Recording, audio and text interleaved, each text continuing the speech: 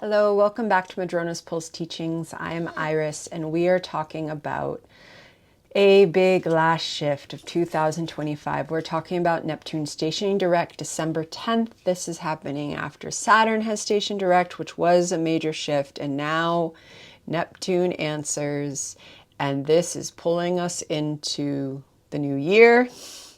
And the new year pulls us into the new beginning of Saturn and Neptune conjunct in February at 0 degrees of Aries. So January 26th is when Neptune will enter into Aries. So from December 10th to January 26th, this is the final breath. This is the final breath of Neptune in Pisces, which has been here since 2011. Okay.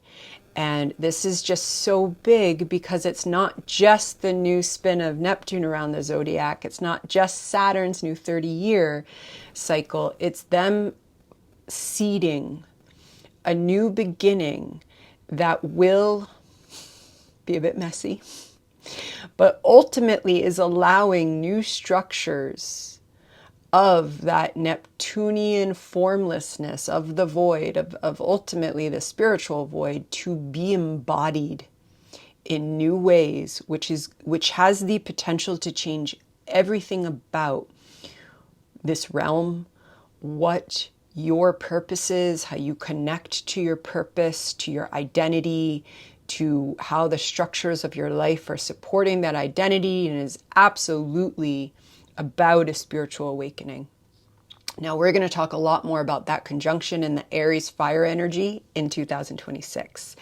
Now is not the time to be talking about that. Now is the time to be honoring what is here.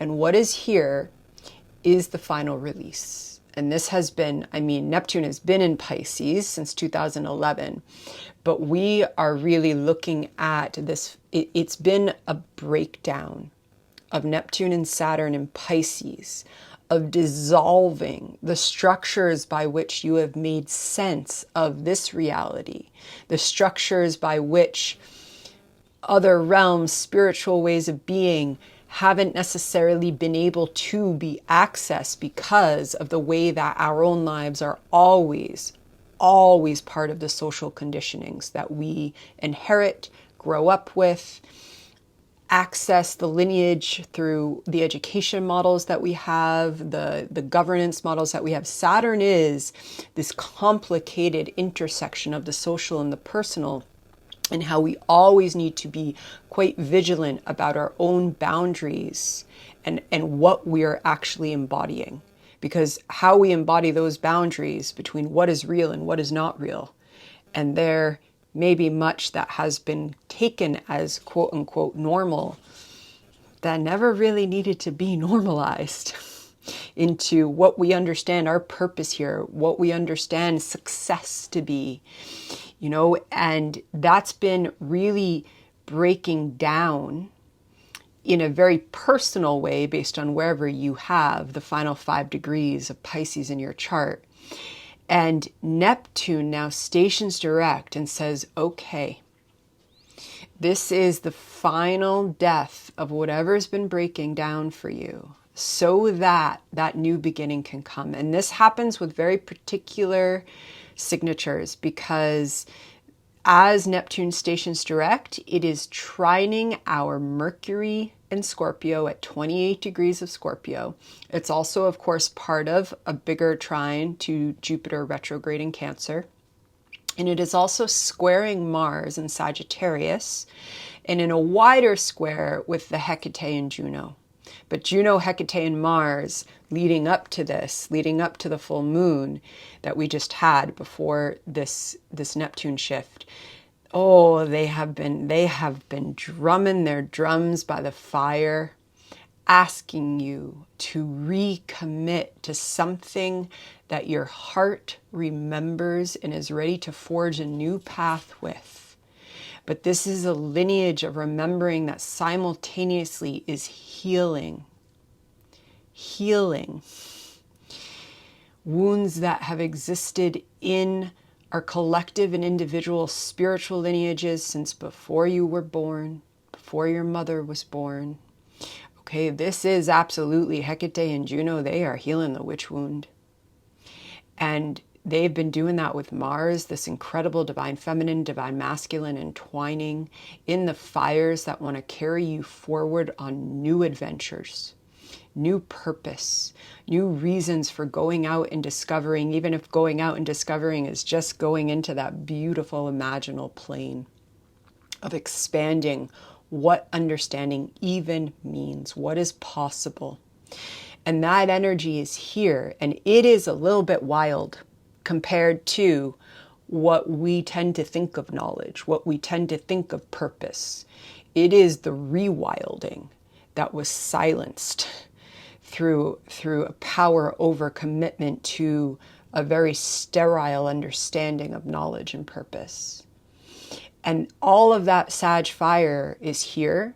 And Mars especially, who's been with Hecate and Juno and is moving your active drive to expand, to understand more, to bring more joy into your interpretation, processing, writing, art making, learning, sharing, all of it. That squares off with this Neptune.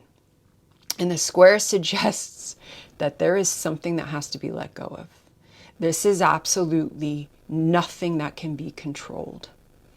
Nothing that can be controlled. And oh, have the powers that be taught us to try and control what Neptune speaks of. And the very essence of the Neptune archetype is what's often referred to as the divine mystery. It is also the Buddhist void.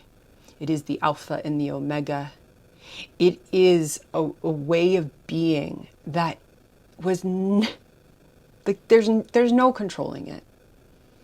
And so as that Sagittarius energy is changing things, is stirring the inner cauldrons to heal, reclaim, and move in new directions, those new directions need to be aligned with what is shifting in your psyche, in your soul, in this time, in your life, in a way that is going to bring you into ultimately more freedom.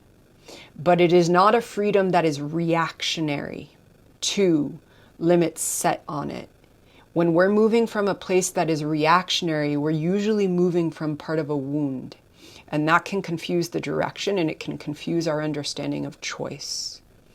And that is part of what Neptune and Saturn have been breaking down, so that when that rebirth happens in Aries, it is a primal fire that is coming straight out of cosmic womb. Because that is what Pisces is. And that is what the final degrees. And we are moving into the final breaths of Neptune's journey here.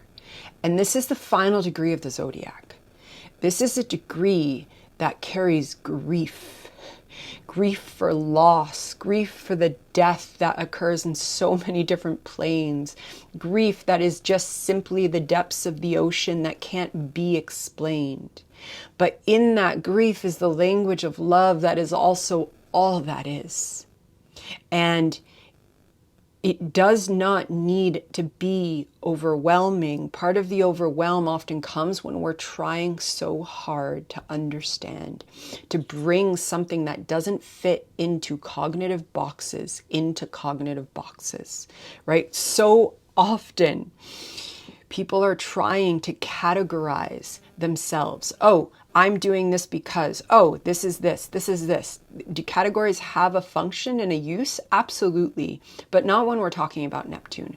Not when we're talking about Pisces itself, let alone the final degree of Pisces. Not when we're talking about a Saturn who is about to move through the final degrees of Pisces as well and will enter Aries in February. This is about letting go of the categories that would bring a very curated understanding of order to the experiences that are too deep to be put into them. It's letting go of labels. It's letting go of whatever someone who's trending is trying to sell. And you know what trends? What's popular? And you know what's popular? It's a vicious loop. And that becomes a form of cultural education. And in some ways, it's a tragedy.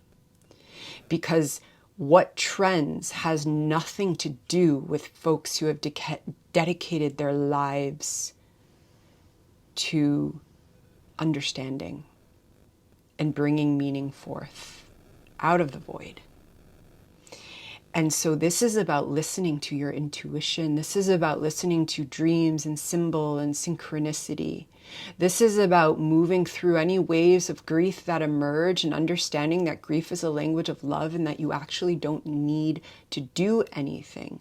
You do need to make sure that you are always safe enough. Reach out for your supports if grief emerges. Reach out for your supports. But the beauty of this is that this is happening, the seeding of this stationing direct happens in direct relationship to that Mercury who's been in the exact water trine, who's talked to Saturn, who's talked with Jupiter, who talked with all the planets and that new moon that we had in Scorpio.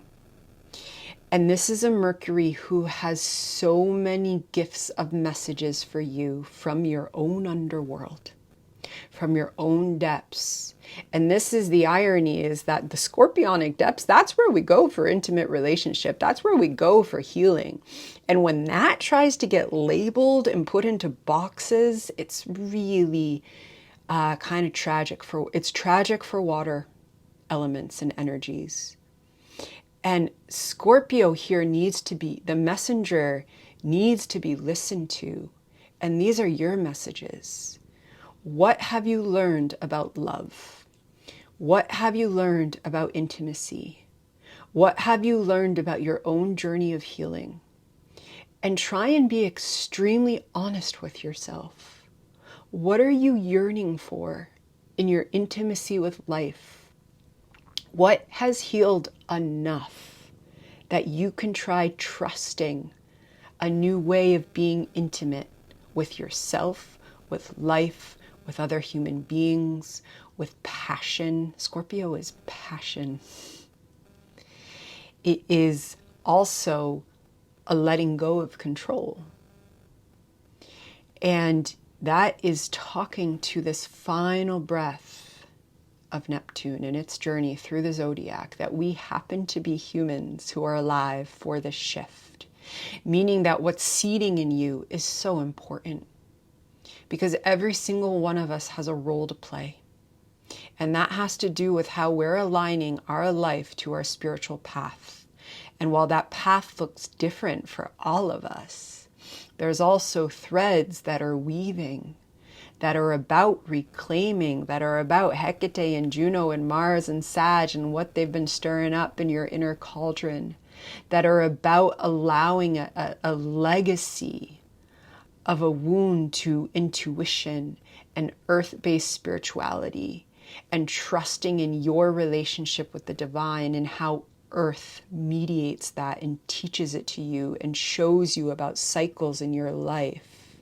As I'm making this, there are icicles on all the branches and snow is dancing and there has been wind howling and the waves are massive and there's snow and that's a cycle.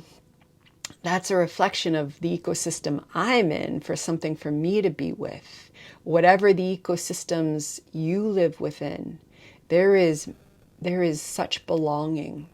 And there is such a fluidity of inner and outer worlds meeting. And our disconnection from that knowledge, our disconnection from that earth-based spirituality that also goes so beyond, because it allows us to connect to our intuition and other ways of knowing that bring us beyond. This is such a time for that reclaiming. This is such a time for a new embracing of what has been silenced for centuries through what is the dominant ideologies of power over. And they impact all of us. And this Neptune and Saturn signal an end of how human society has been organized so that something can rebirth. And especially during the shift with Neptune. You know, of course, keeping a mindful gaze on the collective, keep the work that whatever you do in the communities that you're part of. But this is also asking us to come within. It is asking us to let go of the outer gaze a little bit and come within and just listen to the rhythm of your dreams, of nature, of what is emerging for you, of animal companions and animal guides who just cross your paths, of humans who just cross your path. But this is about reconnecting in a new way with your intuition. And it is also saying goodbye. And this is the piece that cannot be skipped over with the shift of Neptune. This is a goodbye. It is a goodbye to, again, it's the story of that goodbye has to do with your chart, has to do with your life, has to do with whatever you're journeying through. But there is a goodbye. And it is not just a 2025. And this type of energy deserves to be honored, because whatever it is that you're saying goodbye to, those are also your scars of your own journey. They are the grit and the tears and the laughter and all of it that have gotten you to where you are right now. And that doesn't mean that you're entering with like this clarity and, oh yeah, I got it. This is taking us into January. Then there's the conjunction. Then there's the messy birth. Then there's the like baby fire witches wielding their fire as Saturn is both this meeting of newness and ancient coming together. Letting go of linear time. It doesn't belong to Neptune at the final degree of the zodiac. And the beauty is that as we let go of the attachment to linear time, which tries to put a time limit on everything, that tries to say, I should have finished this by now. I should know this by now. Shoulds. Let the waves carry those away. And the beauty is, as we open to just being in the present moment, so much comes through. Because we put blinders on to what is already here when we are so focused on that linear trajectory, which is also often the anxiety projection into the future. And we miss the present altogether. And we can go through decades like that. And that is not the way to close out this year. The way to close out this year is with presence and honoring what you're letting go of, what's most likely letting go of you. These are not easy journeys. That said, they can be absolutely beautiful journeys. And here we go. That's my message there. So I'm going to leave it there. Neptune direct, December 10th. Here we go. Lots of love. Bye-bye.